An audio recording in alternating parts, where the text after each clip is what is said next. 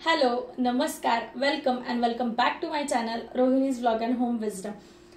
उन्हाळा अगदी कडकडीत सुरू झालेला आहे. अगदी रखरखत ऊन पडायला लागले आणि उन्हाळा सुरू झाला की दोन गोष्टींचा आपला वापर वाढतो, ते म्हणजे कूलर, एसी किंवा फ्रीज. बाहेरून आपण काहीही आणलं की फ्रीजमध्ये कोंबत जातो फळं, भाज्या, फळं. कारण उन्हाच्या म्हणजे उष्णतेमुळे काय होतं, आपली फळं लवकर खराब होतात, भाज्या लवकर कोमेजतात. त्याचबरोबर काही अन्नपदार्थ असतील तर ती सुद्धा त्याच्यात एक फर्मेंटेशन प्रोसेस स्टार्ट होते.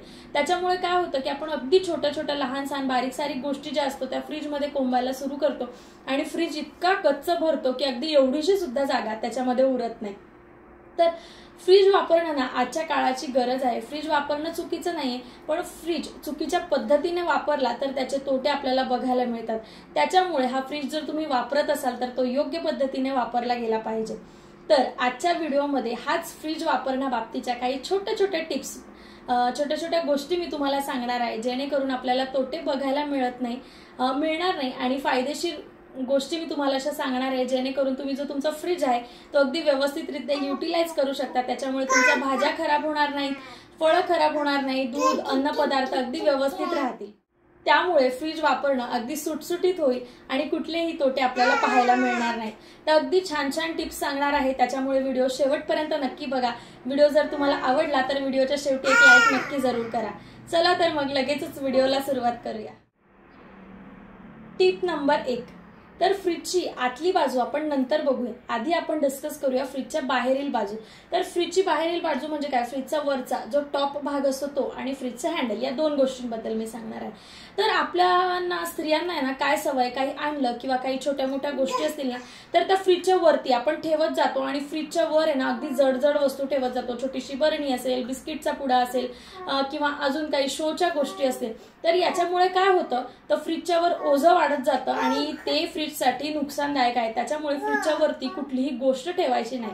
त्या उलट आपण फ्रीजच्या वरती आहे ना आता मार्केटमध्ये खूप सुंदर असे रेक्झिनचे वगैरे कव्हर मिळतात, ज्याच्यावर खूप छान छान अशा फ्लोरलच्या प्रिंट्स असतात आणि ते दिसायला खूप देखणे दिसतात. म्हणून आपण डिझाईन म्हणून आणि फ्रीज सुंदर दिसावा म्हणून फ्रीजचं कव्हर ठेवत असतो.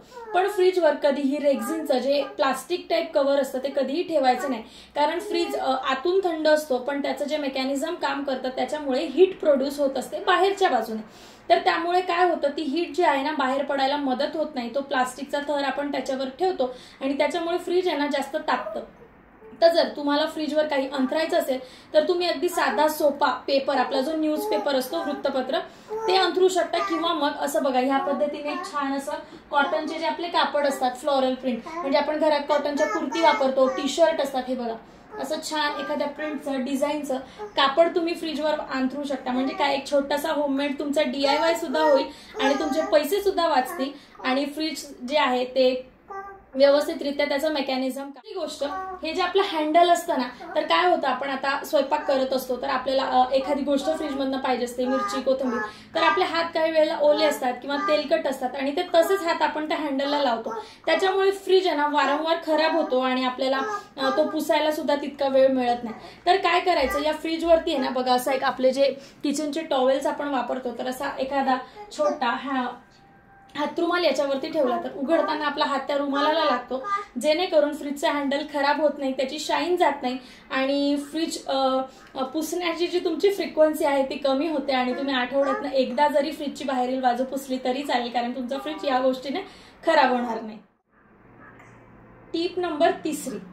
तर आता आपण फ्रीजमध्ये ना भाज्या स्टोअर करत असतो, फळभाज्या असू दे, फळं असू दे, कोथिंबीर, मिरच्या, ज्या काही आपण बाहेरून आणलेला हिरवा भाजीपाला किंवा फळ, तर आपण ते काय करतो, जसं प्लास्टिकच्या बॅगमध्ये येतं त्याच्यात स्टोअर करतो किंवा मग पेपर बॅग ज्या आता मॉलमध्ये मिळतात त्याच्यात आपण स्टोअर करतो.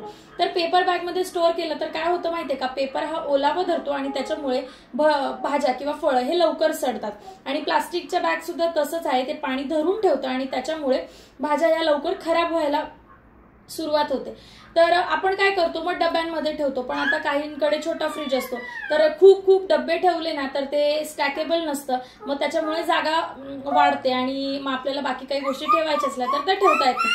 तर त्या उलट जर आपण फ्रीजमध्ये ठेवण्यासाठी बघा अशा कॉटनच्या बॅग्सचा वापर केला ना तर याच्यामुळे काय होतं, कॉटनचा जो कापड आहे तो जे पाणी निर्माण होतं तिथे ते पाणी शोषून घेतं आणि आपली जी भाजी आहे ती कोरडी घट्ट राहते. कुठलीही पालेभाजी असू दे, जसं की कोथिंबीर, पालक, या भाज्या अजिबात खराब होत नाही. 8 दिवस सुद्धा ताज्या आणि टवटवीत राहतात. फळांचं सुद्धा तसंच आहे. फळांचं जे वरचं साल आहे ना त्याला सुरकुत्या यायला लागतात. तर अशा कॉटनच्या पिशव्यांमध्ये ठेवलं ना तर अजिबात फळं किंवा पालेभाज्या ज्या आपल्या खराब होणार नाही. आणि असं फोल्ड करायला सुद्धा सोपं असतं, त्याच्यामुळे जागा कमी लागते आणि जास्तीत जास्त गोष्टी फ्रीजमध्ये मावतात. तर आता ह्या ज्या पिशव्या आहेत त्या Amazon किंवा फ्लिपकार्टवर विकत सुद्धा मिळतात, पण त्या खूप महाग आहेत. तर या उलट काय असतं, जर तुमच्याकडे असं कॉटनचे स्टोल कपडे जे असतात किंवा कुर्तीज असतात तर त्या अशा चौकोनी फाडून चारी बाजूंनी शिवून घेतला तशी छान अशी आपली घरच्या घरी पिशवी तयार होते आणि विकत आणायची अजिबात गरज नाहीये. तर अशा मस्त रंगीबेरंगी पिशव्या तुम्ही शिवू शकता. आणि मग काय, भाज्या आपण स्टोअर केला तर त्या अजिबात खराब होणार नाहीत. बघा मी ऑलरेडी स्टोअर करून ठेवलेल्या आहेतच. तर याच्यामुळे काय होतं, भाज्या अजिबात खराब होत नाही. आणि ज्या आपल्या फळभाज्या असतात ना, की टोमॅटो झाली किंवा फळं झाली किंवा निंबू झाली, तर त्या गोष्टी आहेत ना याच्याबद्दल अजिबात खराब होत नाहीत आणि अगदी महिनाभर मिरच्या आणि टोमॅटो जसेच तसे राहतात. तर ही टिप सुद्धा नक्की वापरून बघा. आणि कॉटनच्या बॅग काय आहे, याच्याने पर्यावरणाला हानी होत नाही, प्लास्टिकचा वापर कमी होतो, पेपरचा वापर सुद्धा आपला कमी होतो. Tip number 4. तर आपण फळभाज्या ज्या आणतो ना, जसं की भेंडी, फ्लॉवर, तर काय कारले असतात आपले, तर काही वेळेला काय होतं की सकाळी आपली डब्याची लगबग असते आणि सकाळी आपण भाजी कापायला आपल्याला वेळ नसतो किंवा काही वर्किंग स्त्रिया असतात, तर आठवड्याच्या सुरुवातीलाच भाज्या आपण कापून ठेवतो जेणेकरून आठवडा आपला सुरळीत जावा.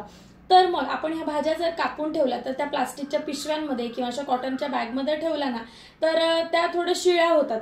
तर त्या उलट आपण काय करू शकतो माहितीये का, ह्या भाज्या आहेत ना अशा बघा एअरटाईट कंटेनर्समध्ये जर ठेवल्या ना, बोरोसिलिकेटचे हे असे कंटेनर्स मार्केटमध्ये मिळतात, थोडेसे महाग मिळतात, पण ही एकदा जर तुम्ही इन्व्हेस्टमेंट केली ना तर या अशा डब्यांमध्ये जर तुम्ही भाज्या कापून ठेवल्या ना तर काय होईल, त्या भाज्या अगदी ताज्या टवटवीत राहतात आणि लगेच आपण करू शकतो. आणि या डब्यांमध्ये ठेवलं ना तर भाजीला पाणी सुटत नाही, त्याच्यामुळे तुम्ही सकाळी जरी आयत्या वेळेला भाजी केली तरी सुद्धा भाजी अगदी व्यवस्थित आणि छान होते आणि भाजीला बुरशी लागत नाही किंवा पिवळेपणा जो फ्लॉवरला येतो चिरून ठेवल्यानंतर तर तो सुद्धा येत नाही.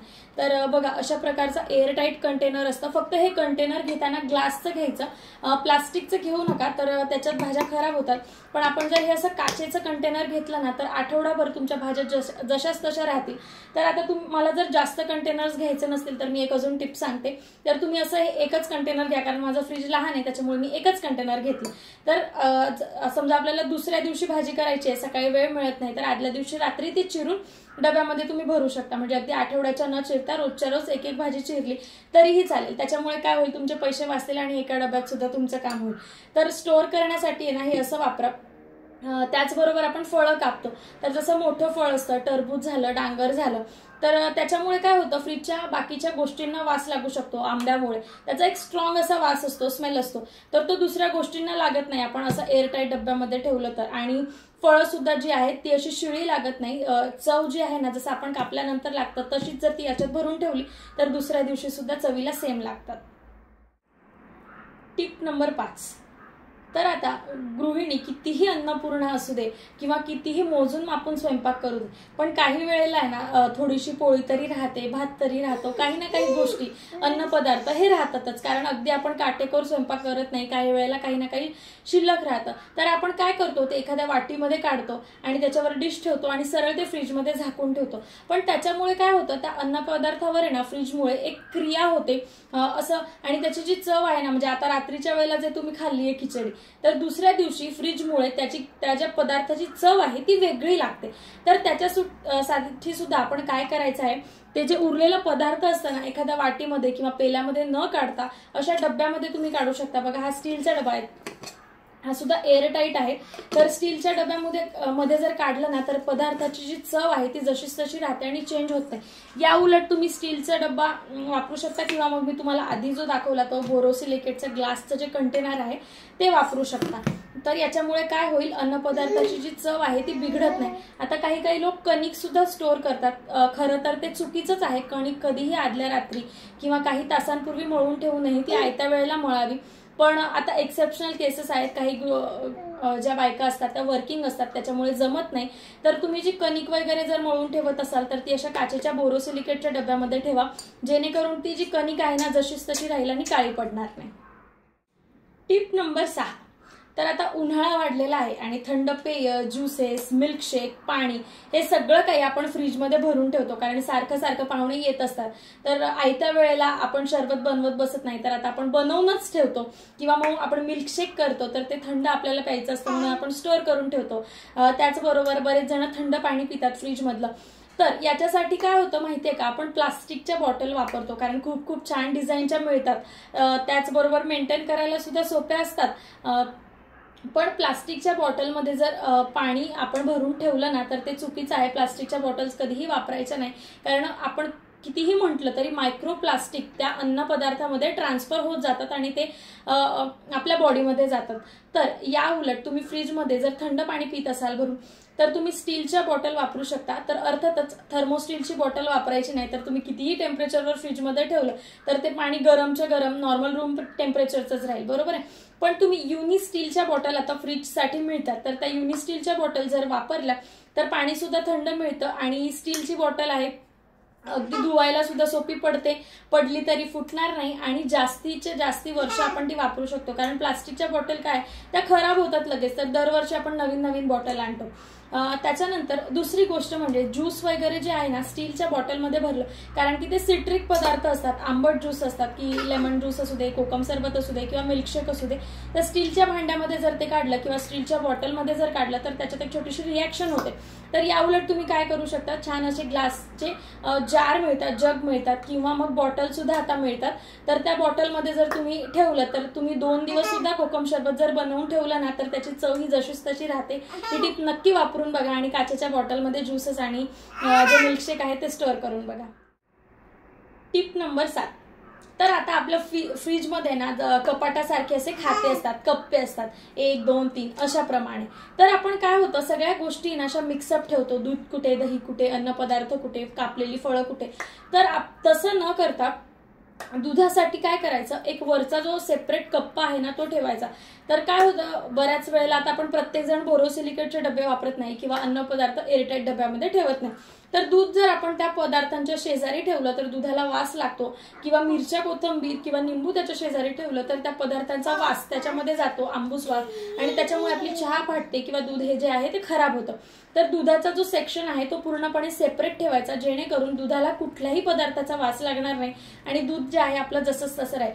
तर वरचा एक कप्पा तुम्ही सेपरेट दुधासाठी ठेवू शकता. मग त्या कप्प्यामध्ये ना दूध आणि दुग्धजन्य पदार्थ ठेवायचा, जर छोटा फ्रीज असेल तर. मग तिथे तुम्ही दूध ठेवू शकता, साईचा डब्बा ठेवू शकता, तूप ठेवू शकता, जेणेकरून आपलं जे दूध आहे ते खराब होणार नाही आणि त्याला कुठल्याही प्रकारचा वास लागणार नाही. Tip number 8. तर ही आहे मिरचींच्या बाबतीतली. तर आता आपण काय करतो, 5-10 रुपयांच्या मिरच्या तर काही आणत नाही, बरेच जण पावशेर, अर्धा किलो मिरची आणतात. तर ही मिरची लगेच तर काही संपत नाही, 15 दिवस, महिनाभर आरामात जाते. पण मिरची जेव्हा आपण पहिल्या दिवशी आणतो ना तेव्हा ती ताजी टवटवीत असते आणि नंतर हळूहळू ती अशी वाकस व्हायला लागते, वापसवायला लागते, तिच्यावरती अशा सुरकुत्या येतात. तर काय करायचं, मिरच्या स्वच्छ धुवून घ्यायच्या, त्याच्या देठ काढून घ्यायची आणि ती कॉटनच्या बॅगमध्ये ठेवायची. देठ काढून घेतली तर मिरची जी आहे ती शिळी होत नाही, म्हणजे अशी वाकस होत नाही, जशीच तशी टवटवीत राहते. अगदी महिनाभर सुद्धा मिरची जशीच तशी राहते जर आपण देठ काढून कॉटनच्या पिशवीमध्ये स्टोअर केली तर. टिप नंबर 9 ही आहे कढीपत्त्याच्या बाबतीत. तर आधी आपल्या आजीच्या काळात कसं होतं, दारी भाजीवाला आला की तो फ्रीमध्ये कढीपत्ता देऊन जायचा. पण आताच्या काळात कढीपत्ता अजिबात फ्रीमध्ये मिळत नाही, तो आपल्याला विकतच घ्यावा लागतो. तर आपण कढीपत्ता ना जनरली भाज्यांमध्ये खूप छान लागतो पण घ्यायचा टाळतो, कारण की काय, आणला की हिरवा हिरवा असतो पण घरी आणल्यानंतर आहे ना तो असा वाळून जातो, त्याच्यानंतर त्याची चव सुद्धा बदलते, तो कढीपत्त्याचा जो खमंग वास आहे तो त्याला येत नाही आणि कढीपत्ता काळा पडतो किंवा त्याला बुरशी चढते.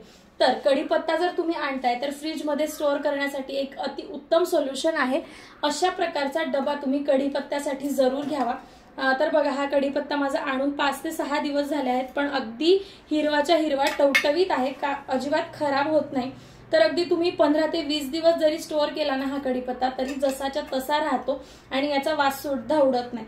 तर कढीपत्ता काय होतं, आपण बंद डब्यामध्ये जर पॅक केला किंवा पिशवीत पॅक केला तर तो काळा पडतो किंवा त्याला बुरशी येते। पण ज्या डब्याला असे छोटे छोटे छिद्र असतात ना, अशा डब्यामध्ये जर कढीपत्ता ठेवला तर तो जास्त दिवस झाला तर काय होतो माहिती आहे का, असा कुरकुरीत कुरुंकुर म्हणजे असा वाळतो, सुकतो, पण त्याचा रंग जो आहे तो हिरवाच्या हिरवा राहतो, काळा पडत नाही आणि बुरशी सुद्धा चढत नाही। तर आवर्जून मी तर म्हणेल कढीपत्त्यासाठी अशा एका डब्यामध्ये इन्व्हेस्ट केलं तर तो अजिबात तुमचे पैसे वाया जाणार नाहीत। शेवटची आणि 10वी टिप जी आहे चिंचच्या बाबतीतली। तर आपण आता शहरात राहतो आणि गावाकडून चिंच आणत असतो। तर चिंचच्या बाबतीत काय माहितीये का, तुम्ही कुठल्याही वातावरणात राहू द्या, दमट वातावरणात राहत असाल किंवा अगदी छान मस्त वातावरणात राहत असाल तरी आपण वर्षभरासाठी चिंच ही साठवत असतो। आणि चिंच जर आपण बाहेर ठेवली तर मग तुम्ही ती एअरटाईट डब्यात ठेवा किंवा आणि कुठल्याही डब्यात, चिंच जर बाहेर ठेवली ना तर ती काळी पडते आणि तिची चव सुद्धा बदलते त्याच्यावर, कारण तो आंबट पदार्थ आहे त्याच्यामुळे त्याच्यावर रिॲक्शन होत असते। तर जर आपण फ्रीज मध्ये चिंच स्टोअर केली तर वर्षभर काय 2 वर्ष सुद्धा चिंच टिकते आणि तिचा जो तो प्रॉपर असा ब्राऊन कलर असतो ना तो सुद्धा जसाच्या तसा राहतो। चिंच अजिबात काळी पडत नाही आणि चिंच वाया जात नाही। तर चिंच तुम्ही आवर्जून फ्रीज मध्ये ठेवा, बघा तुम्हाला फरक दिसून येईल। अशा पद्धतीने होत्या आपल्या फ्रीजच्या वापराबाबतीत या महत्त्वाच्या 10 टिप्स। तर या माझ्या पर्सनली वापरलेल्या टिप्स आहेत, तुम्ही सुद्धा नक्की वापरून बघा, तुम्हाला नक्कीच फायदे बघायला मिळतील। जर तुम्हाला आजचा व्हिडिओ आवडला असेल तर नक्की लाईक करा आणि अजून असे व्हिडिओ पाहायचे असतील तर जरूर कमेंट करा, तर मी नवीन असे व्हिडिओज अजून घेऊन येईल जेणेकरून तुम्हाला सुद्धा मदत मिळेल। चला तर मग पुन्हा भेटूया अशाच एका नवीन व्हिडिओ सोबत, तोपर्यंत सगळ्यांना श्री स्वामी समर्थ, नमस्कार।